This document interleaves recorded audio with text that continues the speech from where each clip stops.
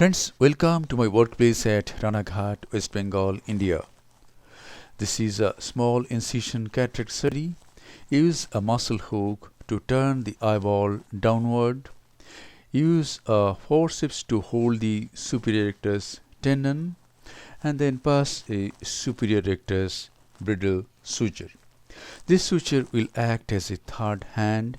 It will make the eyeball stable. Now use the superior rectus holding forceps, hold the needle, remove the artery forceps from the right side and then take out the needle. And this suture will make the eyeball stable and it will act as your third hand.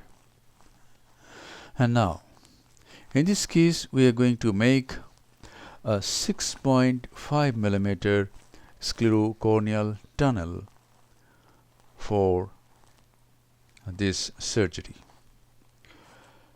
And this is the 6.5 millimeter measurement. 6.5 millimeter because the nucleus is very hard.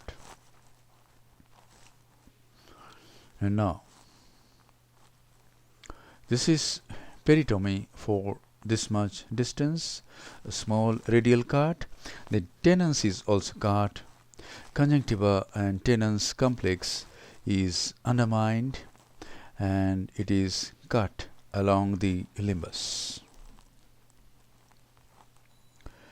Yes, peritomy is done and now we have to do wet field cautery. The cautery is used very judiciously. Don't use too much cautery. Don't destroy too many blood vessels. Use very mild cautery, and when you are cauterizing the blood vessels, your assistant must be instructed to put ringer lactate or BSAs drop by drop. Very mild cautery, there should not be any charring, any contraction of the scleral surface. And now, the incision, very important step. In this case, we are going to make a mild frown incision, and the incision is about 2 millimeter away from the limbus. Yes, this is a very mild frown incision.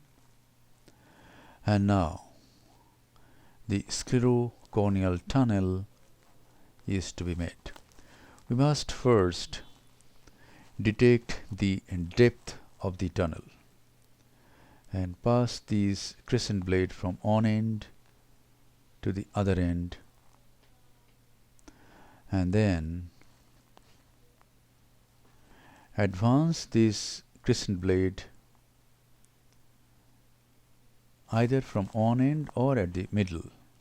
In this case, I am advancing the blade at the middle, and now I am going to sweep it backward and to the left, which means I am going to make half of the tunnel from center to the left side.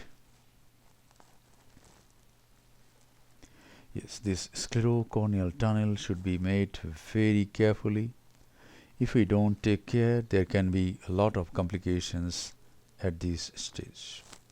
There can be premature entry, or if the anterior wall is thin, then there can be buttonholing of the anterior wall of this sclerocorneal tunnel.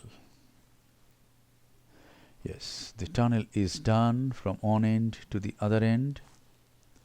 And now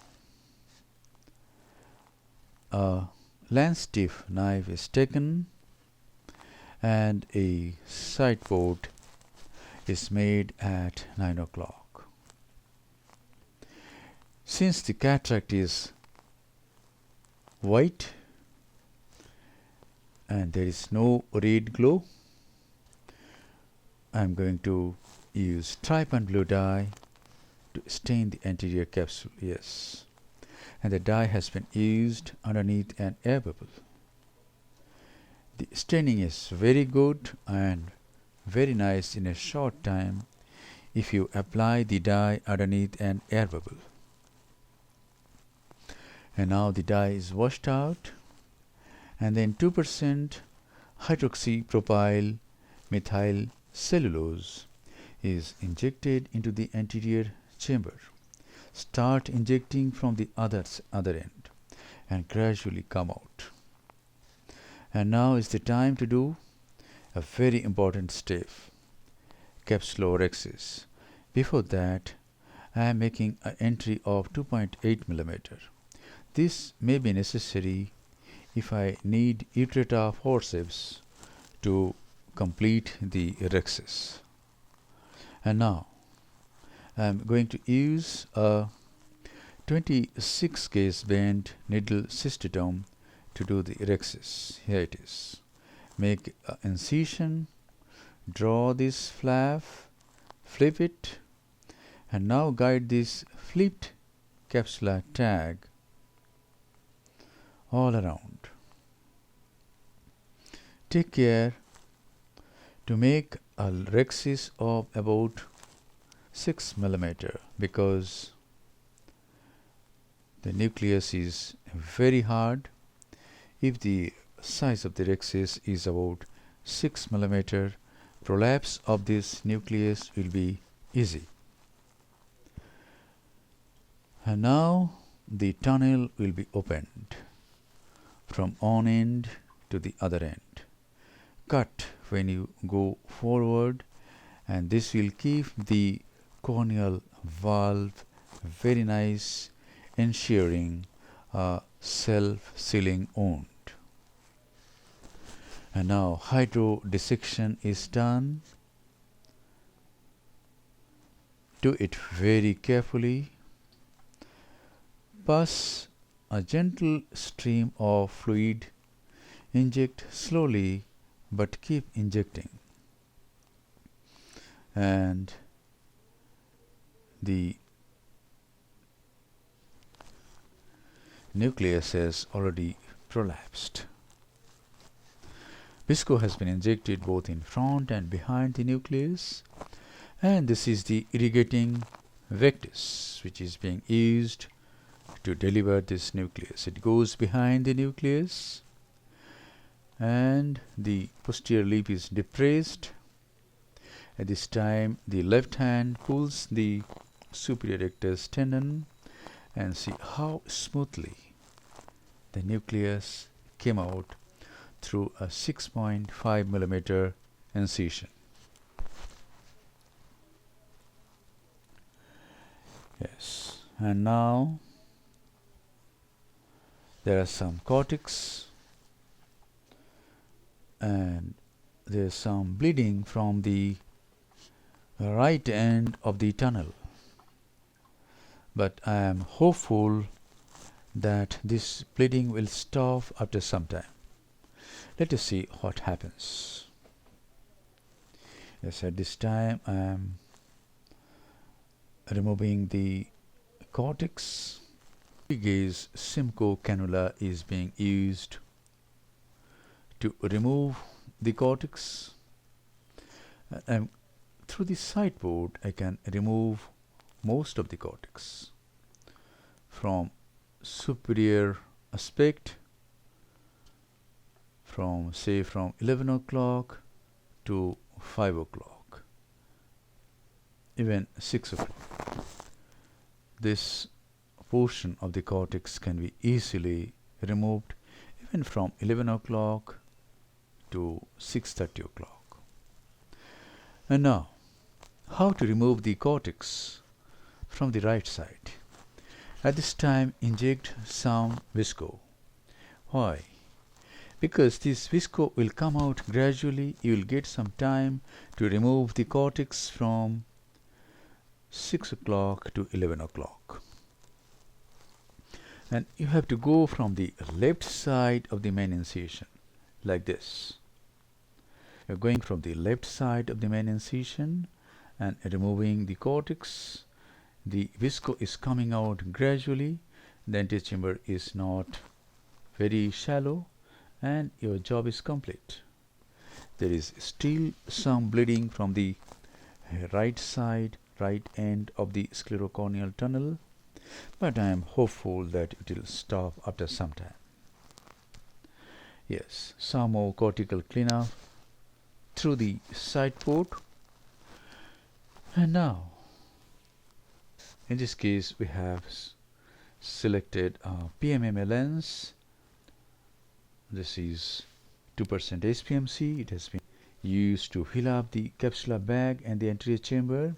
And here goes 6mm optic PMMA intraocular lens. This is a very good lens from Appasamy Associates. The name of this lens is Liberty PMMA lens from Appasamy Associates. Very good lens. I have never seen any opacification of this lens. No financial interest. I am just very grateful to Appasamy Associates. They have helped all of us a lot in building our practices. And now the visco that has been used to implant this intraocular lens is being removed nicely, thoroughly, taking lot of time and taking lot of care. Friends, don't fall into the trap of time. Many experts will do SICS in less than 3 minutes, but don't be inspired by that. Take your time, be meticulous, don't touch the corneal endothelium, take care of the posterior capsule. If you take care of the corneal endothelium, you can take even 20 minutes, even 30 minutes for an SICS, and you can get a very clear cornea next day. So take your time, protect the corneal endothelium with viscoelastic substance, work, keep the antechamber always formed, and never touch the corneal endothelium with any instrument, and never injure the iris, and never cause any rent to the posterior capsule. Yes, in spite of all your precautions, lot of complications will happen, but what you can do is take your precaution, listen to your intuition, and do justice to the full faith that the patient has kept on you. Yes, the antechamber has been formed. Now the subconjunctival injection is being used to oppose the conjunctiva to the limbus. The bridle suture is removed, and now the speculum is removed. And we have this post-op picture after 24 hours. Cornea is clear, antechamber is quiet, and vision is 6/12 unaided. A very satisfactory result. Thank you very much for your attention. Friends, phaco is very good surgery, but if you don't have access to phaco, or if you can't do phaco, don't regret. Do SICS very nicely, give very good vision to your patient, and the patient will bless you as long as he or she lives. Thank you once again for your attention.